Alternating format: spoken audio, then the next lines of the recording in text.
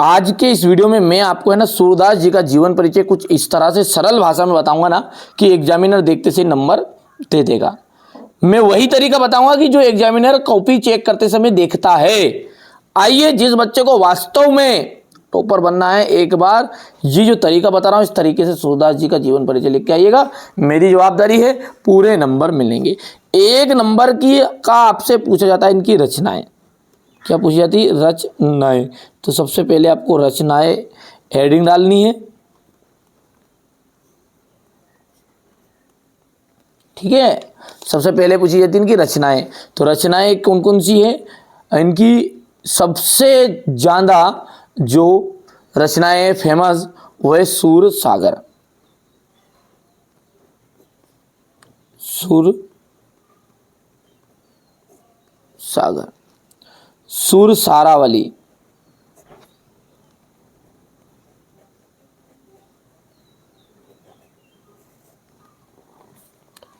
और तीसरी है साहित्य लहरी।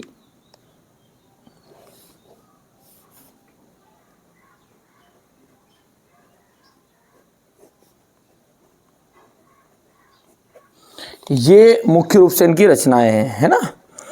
चलिए अब आगे बढ़ते हैं। दूसरा जो पॉइंट आता है इनकी काव्यगत विशेषताएं। तो यहाँ पर आपको लिख देना है इनकी काव्यगत विशेषताओं के अंतर्गत आता है पहले दूसरा भाव पक्ष, ठीक है। क्या आएगा? भाव पक्ष। यदि कोई पूछे कि काव्यगत विशेषताएं बताइए तो यहाँ पर आपको हेडिंग डाल देनी है काव्यगत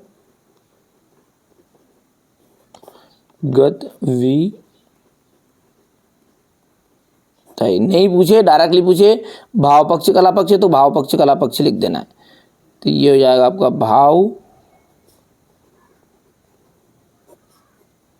पक्ष, हो गया। अब भाव पक्ष क्या है? देखो इनका भाव क्या था, लिखते समय जो व्यक्ति के मन में विचार आए वही क्या कहलाते हैं? उसके भाव कहलाते हैं। तो देखिए सूरदास जी किनके भक्त थे? राम जी के थे क्या? नहीं, हर बच्चा जानता है सूरदास जी श्री कृष्ण के अनन्य भक्त थे। अनन्य मतलब सबसे सच्चे भगत को कहते अपन, या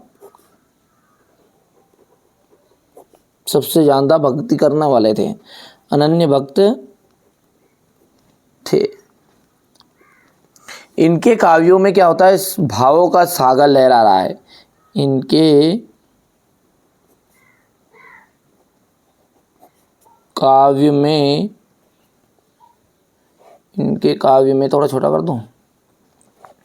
इनके काव्य में भावों का सागर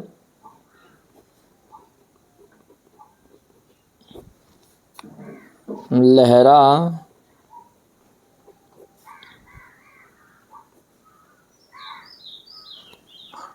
रहा है, ठीक है। इनके काव्य में क्या है? भावों का सागर लहरा रहा है।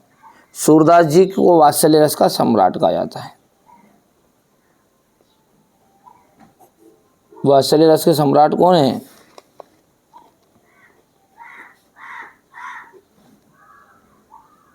वात्सल्य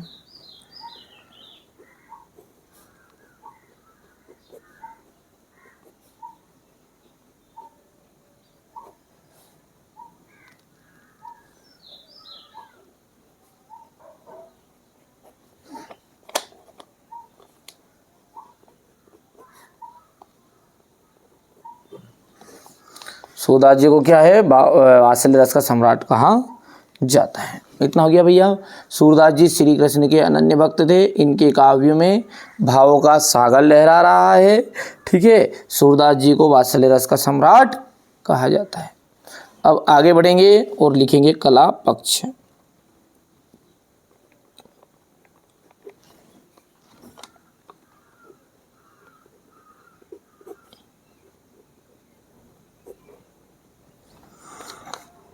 कला पक्ष के अंतर्गत क्या आएगा? इन्होंने कौन कौन सी भाषा का प्रयोग किया, अलंकार किस तरह के किए, ये ना।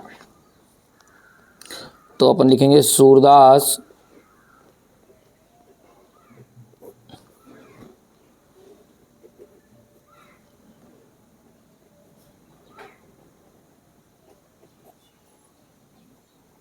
सूरदास जी ने अपने काव्य में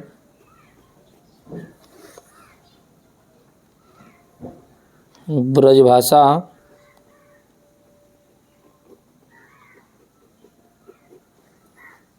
का प्रयोग किया।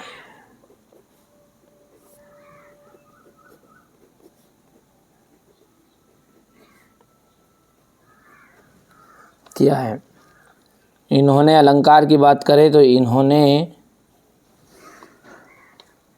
उपमा,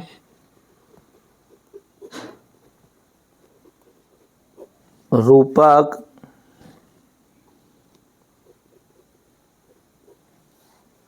आदि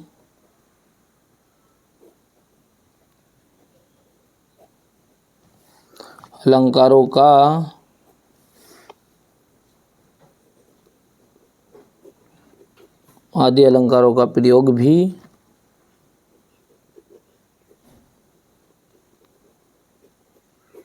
अपने काव्य में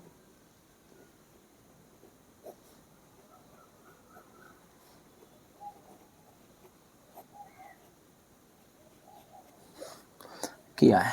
इतना हो गया भैया, ये हो गया कला पक्ष। अब हो जाएगा चौथा इसका साहित्य में स्थान।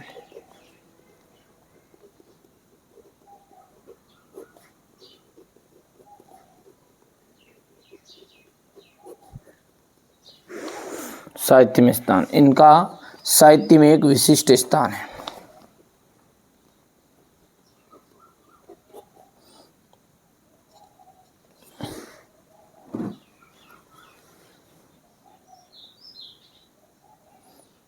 इनका साहित्य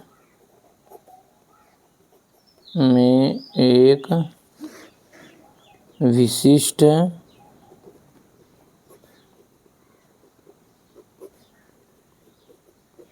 स्थान है। ठीक है भैया, और आगे लिख सकते हैं आप थोड़ा सा कि सूरदास अष्टछाप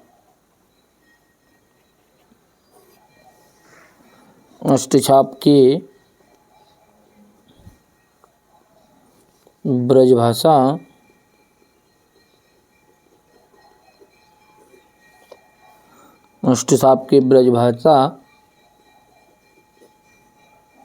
कवियों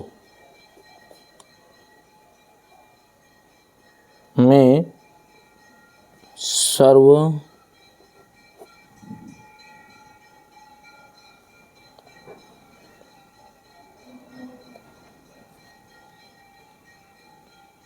अष्टछाप कवियों में, यहाँ पे लिख देते हैं, शब्द बड़ा है तो